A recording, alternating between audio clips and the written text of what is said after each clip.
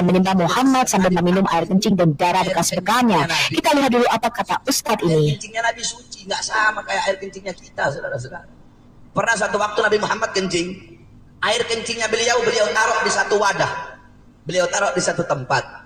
Nggak sengaja ada satu orang sahabat perempuan, dia nggak sengaja dia ambil itu wadah, dia minum. Ketika Nabi lihat, kenapa kamu minum? Itu air kencingku, kata Nabi Muhammad. Kata ini perempuan apa? Demi Allah ya Rasulullah, aku tidak pernah merasakan air yang lebih segar dari ini ya Rasulullah. Air kencingnya Nabi suci, darahnya Nabi suci, darahnya Nabi Muhammad suci. Abdullah ibn Zubair pernah meminum darah bekas hijamah. Tahu hijamah? Bekam. Darah bekas bekamnya Nabi Muhammad. Nabi habis bekam, darahnya itu Nabi kasih ke Abdullah bin Zubair. Ya Abdullah bin Zubair, kamu buang ini darah di tempat yang tidak dilihat oleh orang. Abdullah bin Zubair bawa itu darah. Dia lihat nggak ada orang, dia minum darah Nabi Muhammad. Dia pergi lagi ke Rasulullah. Ya Rasulullah, sudah aku buang di tempat yang tidak dilihat oleh orang. Di mana kau buang? Di perutku ya Rasulullah. Kenapa kamu? Kan nggak dilihat orang ini ya Rasulullah. Kata Rasulullah apa? Haram jasadmu disentuh api neraka. Darahnya Nabi suci. Kencingnya Nabi suci, apalagi hatinya baginda Nabi besar Muhammad. Makanya kalau ngomong itu berdasarkan kitab. Kalau mau belajar, jangan belajar di Google kamu. Belajar sama kitab-kitab salah.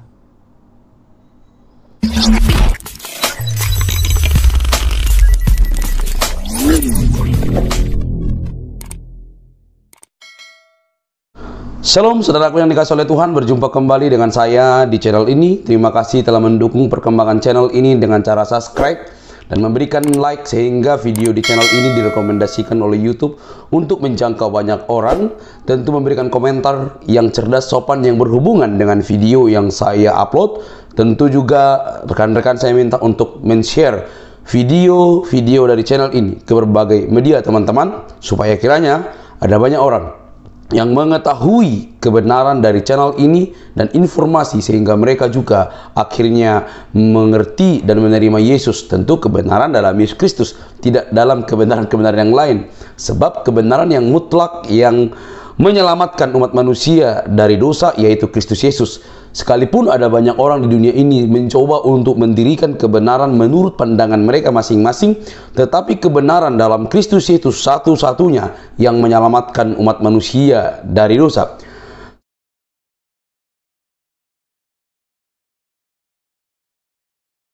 Demikian, study to show thyself approved unto God, a workman that needed not to be ashamed, rightly dividing the word of truth. Belajarlah untuk menunjukkan bahwa dirimu pantas diakui oleh Tuhan, seorang pekerja yang tidak perlu merasa malu dan dapat dengan tepat membedakan firman kebenaran. But shun prevailed and vain babblings, for they will increase unto more ungodliness. Tetapi hindarilah omongan yang kosong dan yang tak suci, yang hanya menambah kefasikan. Ini adalah kitab Ahkam Al-Quran dalam bahasa Arabik oleh Abu Bakar Ahmad bin Ali Al-Razi Al-Jassas.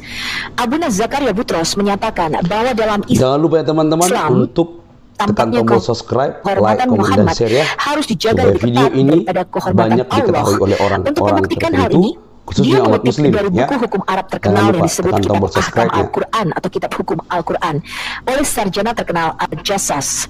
Menurut buku ini, orang yang murtad tidak boleh dibunuh sampai dia diberikan hukuman mati, beberapa kesempatan untuk bertobat dan kembali kepada Islam.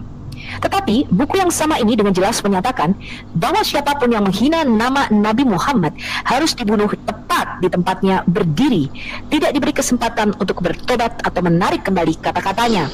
Jadi sementara orang-orang yang menghina Allah dengan dasar menolaknya dan mencoba melepaskan diri dari agamanya mendapat beberapa kesempatan untuk bertobat, tetapi tidak dengan orang yang menyinggung Muhammad.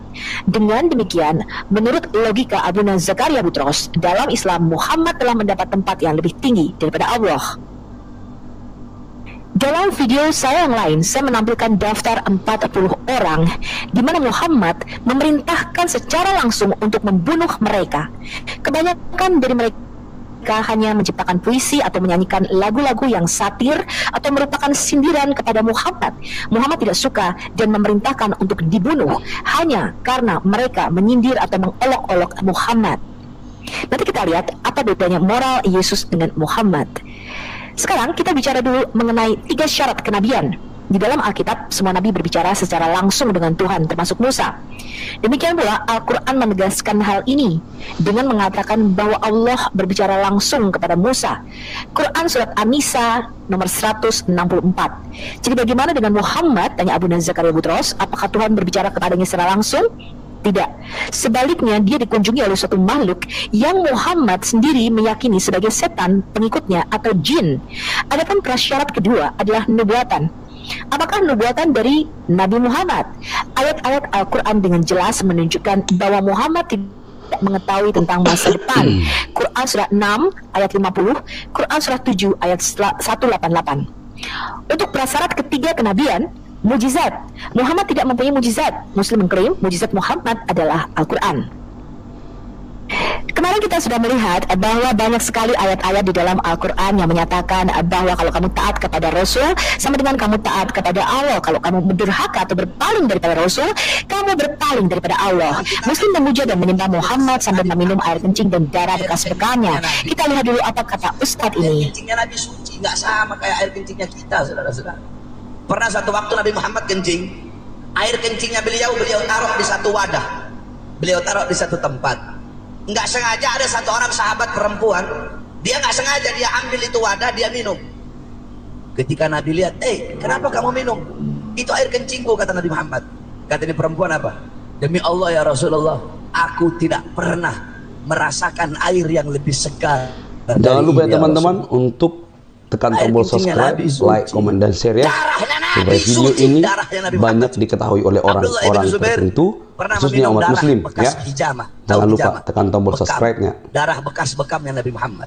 Nabi habis bekam, darahnya itu Nabi kasih ke Abdullah bin Zubair. Ya Abdullah bin Zubair, kamu buang ini darah di tempat yang tidak dilihat oleh orang. Abdullah bin Zubair bawa itu darah. Dia lihat nggak ada orang, dia minum darah Nabi Muhammad. Dia pergi lagi ke Rasulullah. Ya Rasulullah, sudah aku buang di tempat yang tidak dilihat oleh orang. Di mana kau buang? Di perutku ya Rasulullah. Kenapa kamu? Kan nggak dilihat orang ini ya Rasulullah. Kata Rasul apa? Haram jasadmu disentuh api neraka. Darahnya Nabi suci, kencingnya Nabi suci, apalagi hatinya baginda Nabi besar Muhammad. Makanya kalau ngomong itu berdasarkan kitab. Kalau mau belajar, jangan belajar di Google kamu. Belajar sama kitab-kitab salah.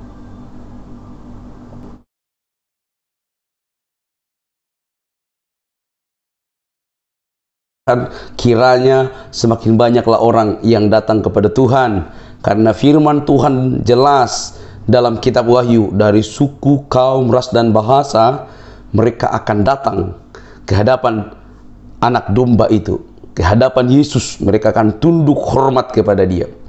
Dari Sabang sampai Merauke, Aceh, Jawa, Batak, Sunda, sampai suku-suku sudah banyak yang datang kepada Tuhan.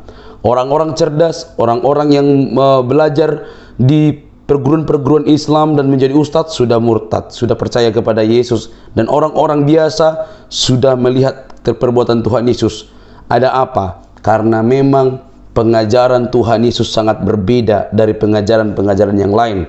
Wow, kenapa seperti itu? Yesus selalu mengajarkan mengasihi semua orang. Tidak pernah diajarkan untuk membunuh, tidak pernah diajarkan untuk mencaci maki, tidak pernah diajarkan untuk melakukan sesuatu yang merugikan orang lain. Selalu mengajarkan kasihi, kasihi, kasihi.